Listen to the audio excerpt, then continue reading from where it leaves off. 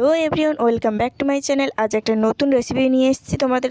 প্রথমে কড়াইতে তেল দিয়ে দিলাম, তারপর বেগুনগুলোকেও দিয়ে দিলাম, দিয়ে একটু নাড়াচাড়া করতে হবে। নাড়াচাড়া করার পর ঢাকা দিয়ে দিলাম। কিছুক্ষণ পর আবার নাড়াচাড়া করে ঢাকা দিয়ে দিলাম, যাতে একটু সেদ্ধ হয় বেগুনটা। তারপর আবারও নাড়াচাড়া করে রেখে দিলাম।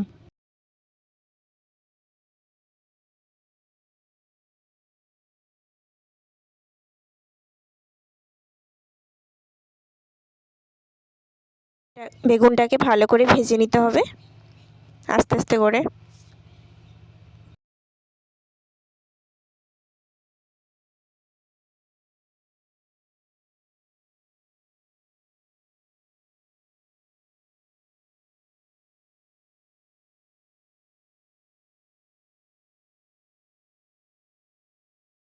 কিছুটা ভাজা হওয়ার পর বেগুনটাকে তুলে নিতে হবে। তারপর একটু কড়াইতে তেল দিলাম। তেলটা ফোটার পর একটু চিনি দিয়ে দিতে হবে।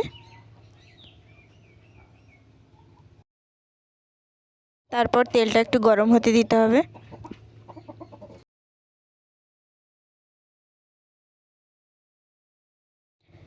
একটুখানি নেড়ে তারপরে পেঁয়াজগুলো দিয়ে দেব আস্তে আস্তে করে।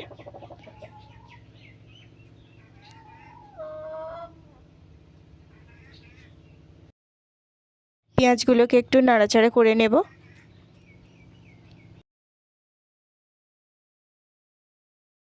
তারপর ওই পেঁয়াজে একটু লবণ দিয়ে দেব, যাতে ওটা একটু তাড়াতাড়ি সেদ্ধ হয়।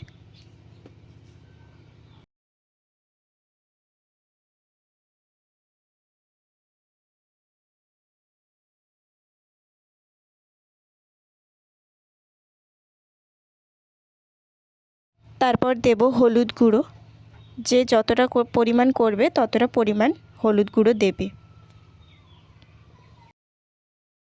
হলুদ দেওয়ার পর আস্তে আস্তে নাড়াচাড়া করে নেব একটু।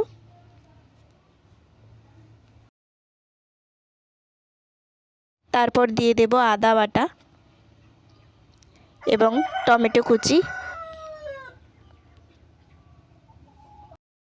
তারপর আস্তে আস্তে নাড়াচাড়া করব এক এক করে।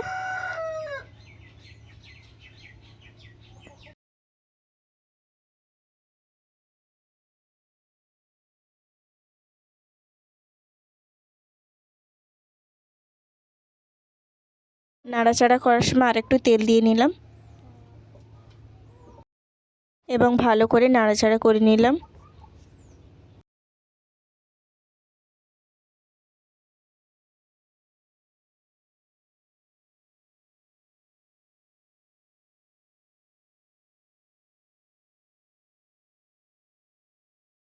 তারপর পরিমাণ মতো লঙ্কা গুঁড়ো দিয়ে দিলাম।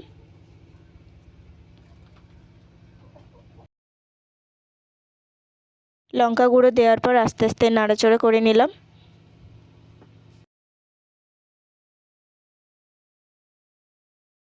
তারপর আবার একবার তেলটা দিয়ে দিলাম। তোমরা চাইলে আরও বেশি দিতে পারো, তোমাদের পরিমাণ মতো তোমরা দেবে। তারপর ওটা একটু জল দিয়ে দিলাম, যাতে ভালোভাবে মাখা হয়ে যায়। তো একটু জল দিয়ে কিছুক্ষণ রাখবো। তারপর কড়াইতে বেগুনগুলো দিয়ে দেবো এক এক করে, দিয়ে নাড়াচাড়া করতে থাকবো। ভালো করে নাড়াচাড়া করব যাতে মশলাগুলো বেগুনের ভেতর ঢোকে।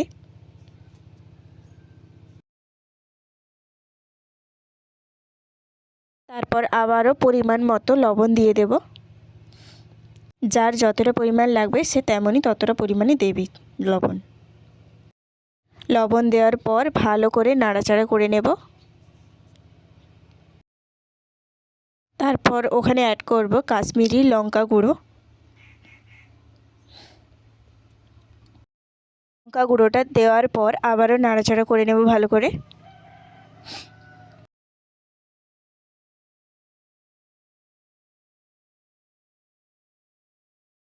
পরপর ভালো করে কষিয়ে নেব আস্তে আস্তে করে।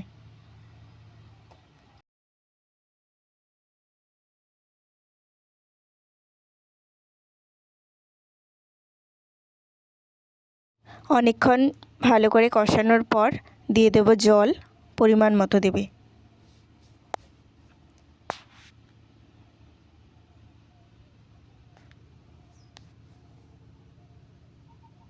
কিছুটা জল দিয়ে ভালো করে নাড়াচাড়া করে নেব। তারপর আবার একটু জল দিয়ে দেব।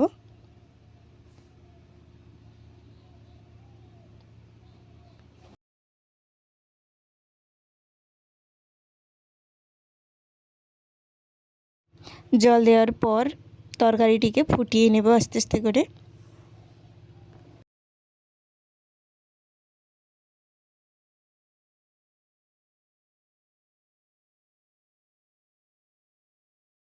ভালোভাবে যাতে সেদ্ধ হয় বেগুনটা, তাই জন্য ঢাকা দিয়ে দেব।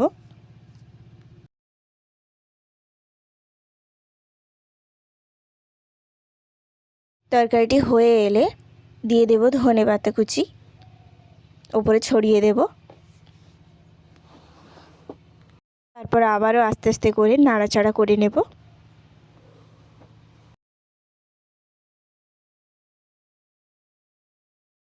বেগুনটি ভালোভাবে সেদ্ধ হয়েছে কিনা সেটা তোমাদের দেখে নিতে হবে ভালো করে। যদি না সেদ্ধ হয় তাহলে আবার পুনরায় ঢাকা দেবে।